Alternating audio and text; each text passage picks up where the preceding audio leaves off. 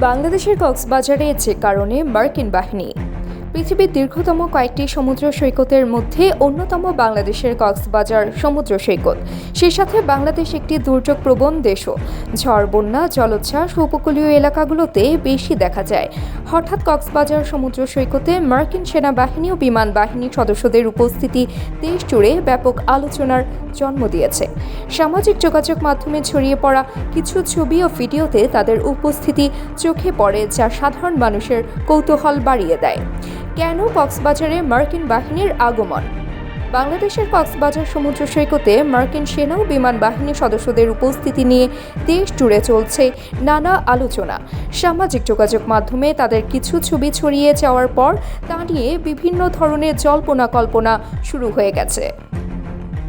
স্থানীয় এক গণমাধ্যম সূত্র থেকে জানা যায়, একটি প্রশিক্ষণের জন্য মার্কিন সেনা ও বিমান বাহিনী সদস্যদের একটি দল বর্তমানে কক্সবাজারে অবস্থান করছেন।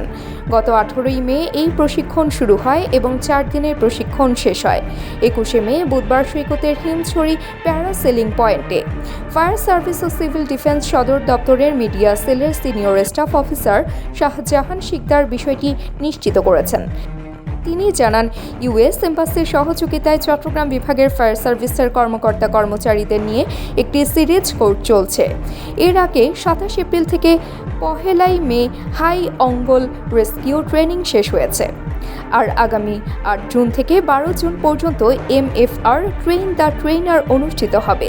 ফায়ার সার্ভিস সদর দপ্তর প্রশিক্ষণ সম্পর্কে আরও জানায়, কক্সবাজারে Swift water rescue training course সম্পন্ন করেছেন ফায়ার সার্ভিসের 15 জন কর্মচারী। কোর্সটি 18 মে শুরু হয়ে 21 মে শেষ হয়। 4 দিনের প্রশিক্ষণ শেষে অংশগ্রহণকারীদের একটি আনুষ্ঠানিক অনুষ্ঠানের মাধ্যমে প্রশংসাপত্র প্রদান করা হয়, যা ভবিষ্যতে তাদের পেশাগত উন্নয়ন ও দক্ষতা বৃদ্ধি করবে। ইউএস এম্বাসি এয়ারমেন্টে সেখানে ইউএস আর্মি এবং এয়ারফোর্স ছিল। তারা আমাদেরকে সুইফট ওয়াটার ট্রেনিংয়ের এটা 4 দিন ব্যাপী 18 থেকে 21 তারিখ পর্যন্ত। তারা বিভিন্ন ধরনের কৌশল আমাদেরকে শিখিয়েছে। যদি কখনো কোনো বড় ধরনের সাইক্লোন বা বন্যা হয়ে যায়, সেখানে আমরা খুব দ্রুত কিভাবে ভিকটিমকে উদ্ধার করতে পারি।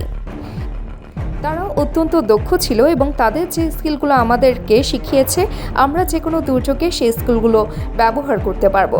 বাংলাদেশ একটি দুর্যোগপ্রবণ দেশ। প্রতি বছর ঝড়, বন্যা ও জলোচ্ছ্বাসের কারণে হাজারো মানুষ ক্ষতিগ্রস্ত হয়।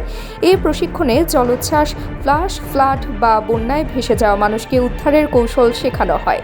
2021 সাল হতে ইউএস আর্মির পক্ষ হতে বাংলাদেশ ফায়ার সার্ভিসের প্রায় 280 জন সদস্যকে medical first responder course, high angle rescue course সহ বিভিন্ন কোর্স করানো হয়েছিল।